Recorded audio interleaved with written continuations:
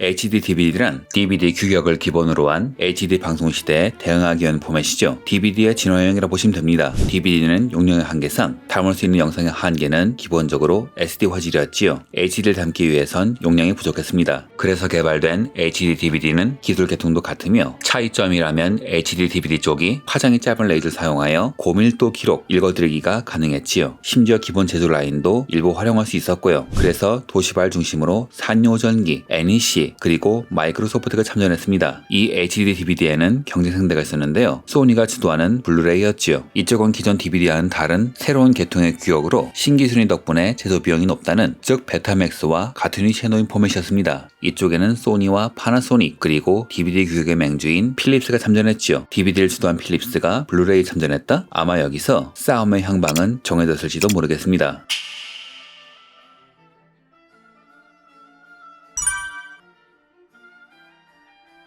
두 포맷은 어떻게 달랐나? 가장 눈에 띄는 것은 기억 용량의 차이였습니다. 기본적으로 이런 광미디어는 단층과 복층 형식이 있는데 복층의 경우에는 용량이 약 2배로 늘어나며 양면 복층이 된다면 약 4배가 늘어나지요. DVD의 경우 한쪽 면에 4.7GB를 넣을 수 있다면 복층이라면 8.5GB, 양면이라면 17GB를 넣을 수 있다는 것이죠. 그리고 HD DVD는 단층에 15GB를 넣을 수 있지요. 즉 복층 30GB가 되는데요. 반면 블루레이는 단층 25GB, 즉 복층이라면 50GB를 넣을 수 있는 것이죠.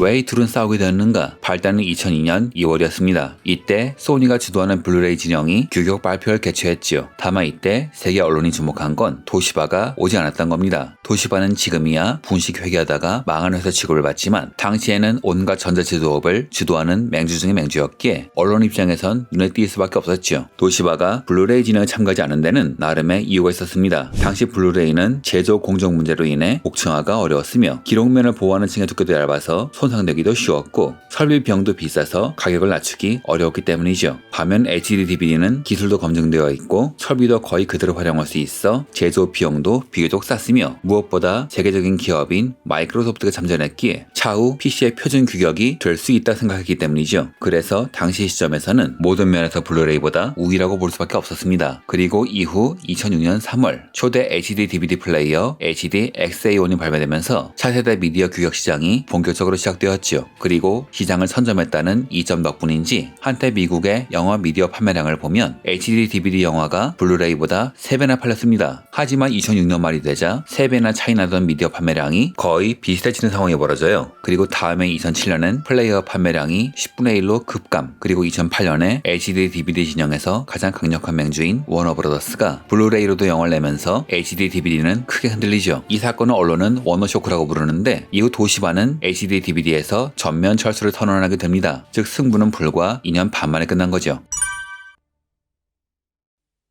승패의 요인은 무엇이었을까요? HD로 촬영된 영화 한 편을 디스크에 담을 때 중요하게 여기는 것은 대략 두 가지가 있는데요. 하나는 소스의 화질, 그러니까 촬영된 원본의 화질을 유지하는 것이고 또 하나는 코덱이었죠. 즉 원본을 얼마나 잘 압축하냐는 것입니다. 그리고 이 두 가지는 당시 영화 시장에 큰 영향을 주지요. 예전에 VHS와 베타맥스가 싸울 때에는 일반적으로 알려진 것과 달리 영화의 길이는 큰 문제가 안 되었어요. 당시에는 영화를 구매해서 소장하는 사람은 나름 부유층이었고 중산층도 영화를 대여해서 보는 경우가 많았기 때문에 대여 시장의 힘이 아주 컸습니다. 그리고 산업을 주도하는 일본의 경우 제 아무리 VHS가 2시간을 담을 수 있어도 초창기에는 대여 수익을 높이기 위해 테이프를 2개로 나눠내기도 했다고 하니까요. 즉 60분을 담을 수 있는 베타맥스에게 크게 불리한 상황은 아니었던 것이죠. 하지만 그때는 상황이 달라서 올림픽, 월드컵 등으로 인해 일반 가정에도 HD TV가 널리 보급되었고 개중에는 HD 영화를 구매하는 고객도 많이 늘었어요. 이건 DVD 때부터 시작된 문화긴 하지만요. 그리고 이런 사람들이 가장 중시하는 것은 바로 화질입니다. 그걸 중시하지 않으면 영상 미디어를 구매하느니 영화 파일을 다운받아 보는 게 더 낫겠죠. 물론 영상의 화질이 단순히 용량에서 결정나는 건 아닙니다. 용량과 이를 압축하는 코덱이 더 중요하지요. 다만 이런 코덱 문제는 소비자가 바로 알아채기 힘들죠. 그래서 도시바는 블루레이 플레이어의 발매에 맞춰 HD DVD 플레이어의 가격을 대폭 인하합니다. 그런데 이렇게 플레이어가 보급되면서 개개인이 디스크 기록 장치를 구매하면서 만든 사적 영상물, 즉 에어체크 영상물이 활성화되면서 일이 틀어져요. 일반인이 일반 코덱으로 담을 수 있는 용량의 경우 HD DVD는 불과 1시간 반, 반면 블루레이는 2시간 10분을 담을 수 있었죠. 그런데 당시 헐리우드 영화는 전문적으로 고도화되어서 회차 상영으로 인한 수익률을 최대화하기 위해 1시간 반에서 2시간 정도로 영화가 편집되지요. 1시간 반을 담을 수 있는 영화는 이외로 드물었습니다. 이에 도시바는 복층 미디어로 대응하라고 했지만 이런 미디어는 당연히 가격이 아주 비쌌기 때문에 일반 소비자에겐 거부감이 있었지요. 또한 복층 미디어는 일부 기기에서의 인식률이 안 좋았지요. 그리고 더 큰 문제는 도시바의 오판이었어요. 도시바의 계산보다 블루레이 진영의 기술 발전이 빨랐던 겁니다. 도시바가 생각한 것은 기록면이 얇아서 보호디스크를 씌워야 하는 복층화도 안 되는 불완전한 기술이었지만 블루레이 진영은 이를 다 해결해버린 것이죠. 또한 가격 전략도 문제가 있었습니다.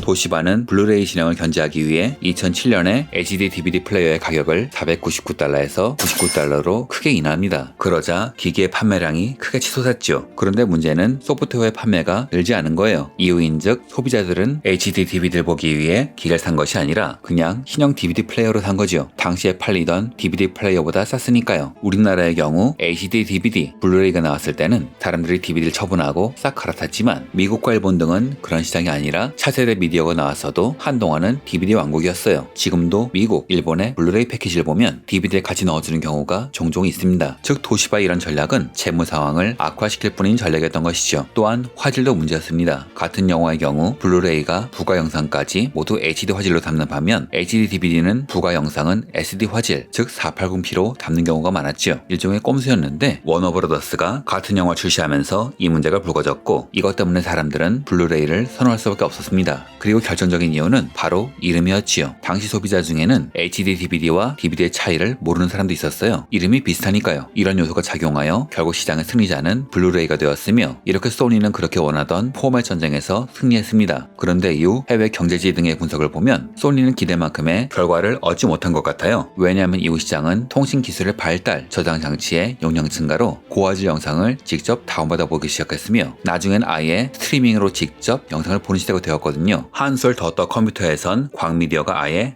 사라져버렸습니다. 블루레이로 이익을 내려면 시장이 블루레이에 매달려야 하는데 사실 미디어라는 것은 대용량의 데이터를 소비자에게 전달하기 위한 도구일 뿐 그 데이터를 더 싼 값에 전송할 수 있는 대체 기술이 있다면 효용성이 줄어들 수밖에 없었죠. 결국 진정한 승리자, 진정한 차세대 포맷은 블루레이가 아니라 저장 장치와 네트워크였던 겁니다. 그리고 블루레이는 고화질 게임, 영화를 소장하고픈 일부 마니아를 위한 매체가 되어버린 것이죠. 그래서 이후 소니는 개발 중이던 차세대 미디어 울트라 블루레이 디스크 포맷을 잠정 동결. 시장은 아직도 블루레이란 광미디어를 쓰고 있는 것이고 그리고 시장의 주류는 스트리밍이 되어버린 것이죠. 제가 이걸 보면 드는 생각은 두 회사가 서로 기술의 미래를 보지 못했다는 겁니다. 도시반 블루레이가 얼마나 성장할지 몰랐고 소니는 광미디어 시대가 끝나고 있으면 몰랐기에 결국 서로 들인 것만큼 벌지 못한 것이죠. 물론 세상이 어찌 될지 알 수 있는 사람은 흔치 않지만요. 이상으로 영상을 마칩니다. 영상이 좋으셨다면 구독, 좋아요 부탁드립니다.